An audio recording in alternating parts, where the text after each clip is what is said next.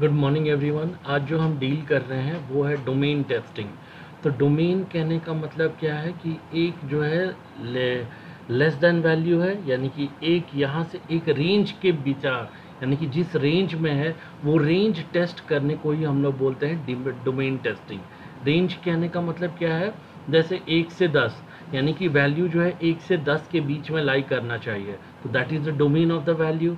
तो उसी के बीच में जो हम लोग टेस्टिंग करते हैं उसी को हम लोग बोलते हैं डोमेन टेस्टिंग। ठीक है। The domain testing is a type of functional testing which tests the application, giving inputs and evaluating the appropriate outputs. If it is a software testing technique in which output of a system has been tested with a minimum number of inputs, such as ensure that the system does not accept invalid and out of range input value. वही हम बोले कि जैसे हम बोले कि कोई भी एप्लीकेशन जो है, जैसे यूज़र नेम है जो 10 कैरेक्टर यूज़र नेम रखेगा, तो 10 कैरेक्टर में हम लोग क्या करेंगे डोमेन टेस्टिंग में, एक बार लेस देन यानी कि 9 कैरेक्टर डालेंगे, एक बार 10 डालेंगे और एक बार 11 डालेंगे, फिर चेक करेंगे कि कैसा बिहेव कर रहा है एप्लीकेशन। ठीक है। वैसे ही less than value minimum value में एक बार बिना वैल्यू डाल के चेक करेंगे, यानी 0 वैल्यू, एक बार 1 डालेंगे और एक बार 2 वैल्यू डालेंगे। इसी को बोलते हैं डोमेन टेस्टिंग। ठीक है। That is the definition is given here. ठीक है। One of the most important is the white box testing method is the domain testing. The main goal of domain testing is to check whether the system accepts the input within the acceptable range and delivers the required output. ठीक है। ये है domain testing. फिर next में आते हैं simpler practice of domain testing. ठीक है। Similar practice of domain testing तो क्या है, in domain testing we divide the domain into sub domains, जिसको हम लोग बोलते हैं इक्विवेलेंस क्लासेस। सब डोमेन्स यानी कि हम लोग क्या करते हैं, डिवाइड कर देते हैं सब डोमेन में। ठीक है। और उस जिसको हम लोग बोलते हैं इक्विवेलेंस क्लास पार्टीशनिंग। ठीक है। जिसको हम लोग बोलते हैं equivalence class partitioning and test using the sub domain values. ठीक है। और उसको टेस्ट करते हैं सब डोमेन वैल्यूज से। फिर the website of domain testing, dividing the website into a small portion, subdomain and ECM testing. ठीक है। Domain might involve the testing the input where combination of input variables. ठीक है। फिर नेक्स्ट में आते हैं बाउंड्री टेस्टिंग। बाउंड्री टेस्टिंग क्या बोलते हैं, boundary value analysis, that is BVA जिसको हम लोग बोलते हैं, that is boundary value analysis. तो बाउंड्री वैल्यू एनालिसिस क्या करता है, वो जो लास्ट जो है, जो बाउंड्री यानी कि minimum boundary and the maximum boundary को हम लोग चेक करते हैं, उसको हम लोग बोलते हैं बाउंड्री वैल्यू एनालिसिस। ठीक है। फिर नेक्स्ट में आता है तुम्हारा इक्विवेलेंस क्लास पार्टीशनिंग क्या होता है। ठीक है। तो इक्विवेलेंस क्लास टेस्टिंग क्या होता है, the idea behind the technique is to divide और to partition a set of test condition and group the considered the same. The system handles the equivalently and hence the equivalence partitioning. ठीक है। तो यहाँ पे देखो, हम जैसे बोला है, the simply domain testing is only test the input variable only when the tested is system level and only one at a time. ठीक है। यहाँ पे देखो वैलिड इक्विवेलेंस क्लास क्या बोल रहा है, यहाँ पे वेरिएबल एक्स है, इसका वैल्यू 0 से लेकर के 100 तक रहेगा। ठीक है। तो बाउंड्री वैल्यूज यहाँ पे हम बोल रहे हैं, बाउंड्री एंड स्पेशल केसेस में क्या डाल रहे हैं, एक पहले 0 डालें और एक बार डालें 100 डालें, यही बाउंड्री के बीच में रहना चाहिए वैल्यू इसका। अब लेस देन 0 में चेक किए, यानी -1 में क्या बिहेव कर रहा है, और ग्रेटर देन 100 में चेक किए तो 101 में चेक कर रहे हैं कि क्या बिहेव कर रहा है। इसी को हम लोग बोलते हैं बाउंड्री क्लास एनालिसिस। ठीक है। देखो, if field accept the range 0 fit the not accept, यानी कि नहीं एक्सेप्ट करना चाहिए -1, और 101 भी ये एक्सेप्ट नहीं होना चाहिए। द फील्ड शुड एक्सेप्ट, यानी कि 0 से लेकर 100 तक वैल्यूज़ को एक्सेप्ट करना चाहिए। ठीक है। तो building the table like this practice, तो कैसे हम लोग इसको चेक करते हैं। ठीक है। To build an equivalence class analysis over time, put information into a spreadsheet, start listing the variables, add information about them, you obtain it. ठीक है। तो यहाँ पे देखो, the table should eventually contain the variables. This means that the input variables and output variables and any intermediate variables that you can observe. In practice, most tables that I have seen are incomplete. The best one seen list the variables and add details for the critical variables. ठीक है।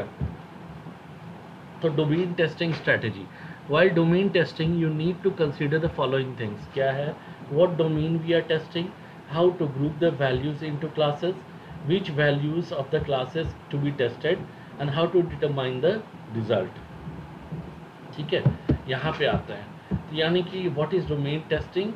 So any domain which we test is some functionality and an output functional. There will also be some input variables entered in the appropriate output to be verified. Input variables दिए और हमको output मिलना चाहिए. ठीक है, domain testing का एक example consider करता है. Consider single input test scenario. क्या है? C equals to A plus B, where A and B input variables and C is the output variable. Here we have a example. There is no need of classification or combination of variables. Consider a multiple below a multiple inputs and appropriate output scenario. ठीक है, अब एक consider कर रहे हैं. Consider a games exhibition of 6 children competition laid out, and the tickets have to be given according to the age and gender input. The ticketing is one of the modules to be tested and own functionality of a game in exhibition. तो game का क्या है? ये जो है accept करेगा क्या value? अगर ग्रेटर देन 5 है और लेस देन 10 है तो ये जो है boys should participate in story telling. Greater than 5 है और लेस देन 10 है तो drawing competition, girl should participate in drawing competition. ठीक है,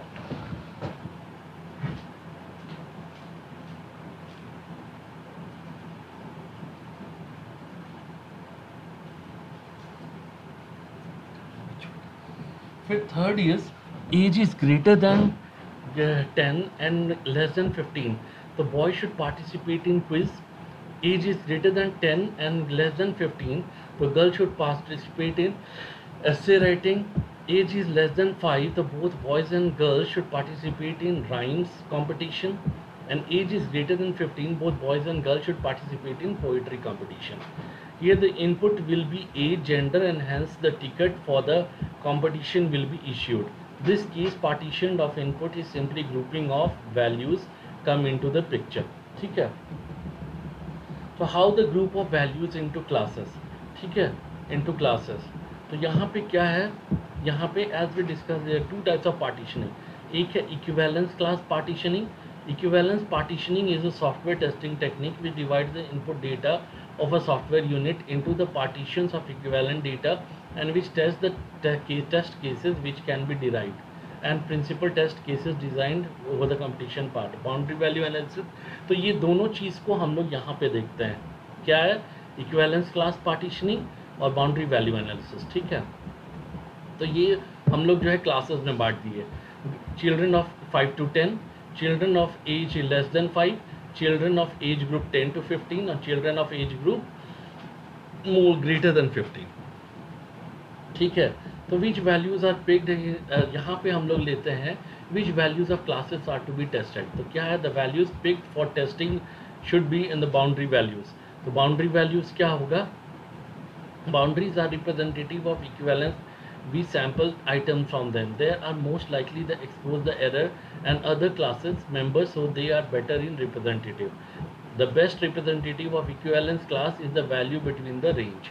ठीक है, तो यहाँ पे यानी कि रेंज में रहना चाहिए वैल्यू. यहाँ पे जो बोल रहा है वैल्यूज टू बी टेस्टेड, तो एक बाउंड्री वैल्यू लेंगे और एक जो है रेंज वाला वैल्यू लेंगे. बाउंड्री वैल्यू में क्या लेंगे? एक कम लेंगे, एक सेम लेंगे और एक ज़्यादा लेंगे. वो हो गया बाउंड्री वैल्यू. और यहाँ पे जो रेंज में रहेगा वो एक्सेप्टेबल रेंज है. ठीक है, फिर नेक्स्ट में आता है, देखो यहाँ पे class 1 childrens with age group 5 to 10, यानी कि एज 5 से ग्रेटर है और less than 10. Value should be equal to और lesser than 10. Hence as 10 should be include in this class, यानी एक्सेप्टेबल रेंज है. Value should be greater than 5 and hence 5 should not be included in this class. ठीक है, यानी greater than 5 बोल रहा है ना, तो 5 जो है वो उस क्लास में इंक्लूड नहीं करेगा. ये सेकेंड हो गया. फिर थर्ड है, बोल रहा है वैल्यू शुड बी इक्वल और लेसर देन 10. ठीक है, इक्वल और lesser than 10 is acceptable range but age equals to 11 should not include in this class. ठीक है, value should be greater than 5 and hence 6 should be included in this class. तो ये हो गया तुम्हारा बाउंड्री वैल्यूज. इक्विवेलेंस क्लास क्या बोल रहा है? Equivalence class partition referred to as one test only one condition from the partition. we assume that one condition of the partition works, then all the conditions would work. The same way इसमें जो है partition यानी कि as 5 से लेकर के as greater than 5 और less than equal to 10, तो यहाँ पे हम लोग क्या करेंगे, as the values of 6 to 10 are valid ones, ठीक है, यानी कि 6 से 10 तक वैलिड है, तो इसमें से हम लोग कोई सा भी एक वैल्यू ले लेंगे जिसको हम लोग बोलते हैं इक्विवेलेंस क्लास, ठीक है, यानी 6, 7, 8, 9 कोई सा भी एक वैल्यू ले लेंगे, उसको हम लोग बोलते हैं दैट इज इक्विवेलेंस क्लास, ठीक है। अब यहाँ पे आते हैं, सबसे पहले सिनेरियो एज ग्रेटर देन 5 और लेस देन 10, बाउंड्री वैल्यू में क्या करेंगे, 6 लिए, फिर 5 लिए, 5 में एक्सेप्ट करना चाहिए, नहीं करना चाहिए, 11 में एक्सेप्ट करना चाहिए, नहीं करना चाहिए, 10 में एक्सेप्ट करना चाहिए, ठीक है, ये बाउंड्री वैल्यू हो गया। इक्विवेलेंस यानी कि एक तो वैलिड इनपुट हम ले लिए दैट इज 8, फिर यहाँ पे क्या किए, एज ग्रेटर देन 5 और लेस देन 10, तो 6 एक्सेप्टेबल है, 5 एक्सेप्टेबल नहीं है, 11 एक्सेप्टेबल नहीं है, 10 एक्सेप्टेबल है, यानी कि इनपुट एज, ये सब टेस्ट केसेस है, जो टेस्ट केसेस राइट कर रहे हैं उस टेस्ट केसेस के बारे में बता रहे हैं यहाँ पे, ठीक है। फिर नेक्स्ट में जो आ रहे हैं age greater than 10 and less than equal to 15, तो ग्रेटर देन 10 तो 11 एक्सेप्टेबल है, 10 एक्सेप्टेबल नहीं है, 15 एक्सेप्टेबल है और 16 एक्सेप्टेबल नहीं है। इसमें जो इक्विवेलेंस क्लास एक वैलिड इनपुट ले लिए 10 से 15 के बीच में, यानी कि 13 लिए, ठीक है। वहीं यहाँ पे ग्रेटर देन 10 और and less than equal to 15, तो इस केस में क्या लिए, 11 एक्सेप्टेबल है, 10 एक्सेप्टेबल नहीं है, 15 एक्सेप्टेबल है और 16 एक्सेप्टेबल नहीं है, ठीक है। और इसमें जो है इक्विवेलेंस क्लास एक ठो वैल्यू ले लिए, 10 से 15 के बीच में कोई सा भी वैल्यू ले लिए, यानी 13 इज एन एक्सेप्टेबल वैल्यू, ठीक है। फिर less than 5 age less than equal to 5, तो लेस देन इक्वल टू 5 में क्या है, 4 एक्सेप्टेबल है, 5 एक्सेप्टेबल है, यहाँ पे दिस इज 3, ठीक है। फिर यहाँ पे age should be greater than 15 यानी 15 एक्सेप्टेबल है, नहीं एक्सेप्टेबल है, 16 एक्सेप्टेबल है, इनपुट रेंज दैट इज 25। अब यहाँ पे आते हैं how to test the program pass और फेल्ड, ठीक है, कैसे अब हम लोग टेस्ट केसेस, तो टेस्ट केसेस कैसे राइट करेंगे, यहाँ पे एक सिनेरियो दिया हुआ है, यानी कि ग्रेटर देन 5 और लेस देन इतना, बाउंड्री वैल्यूज ये सब दिया हुआ है, इक्विवेलेंस ये सब दिया हुआ है, तो हर एक में हम लोग टेस्ट केसेस एग्जीक्यूट किए और यहाँ पे क्या दे रहा है उसका आउटपुट देखे, एक्सपेक्टेड रिजल्ट, ठीक है। इसी तरीके से हम लोग हर एक का टेस्ट केसेस बनाए, ठीक है। तो ये हो गया डोमेन टेस्टिंग स्ट्रक्चर। तो यहाँ पे क्या कर रहे हैं डोमेन टेस्टिंग में, domain testing that is usually tested domain, this may be customize kept according to other testing needs, identify potentially interested variables, ठीक है। तो ये डोमेन टेस्टिंग का स्ट्रक्चर है कि कैसे हम लोग परफॉर्म करते हैं डोमेन टेस्टिंग। ये क्या है, आइडेंटिफाई पोटेंशियली इंटरेस्टिंग वेरिएबल्स, फिर identify the variables you can analyse, now order them into the smallest large vice versa. ये स्टेप्स है कि क्या क्या हम लोग मेजर्स लेंगे डोमेन टेस्टिंग में, ठीक है।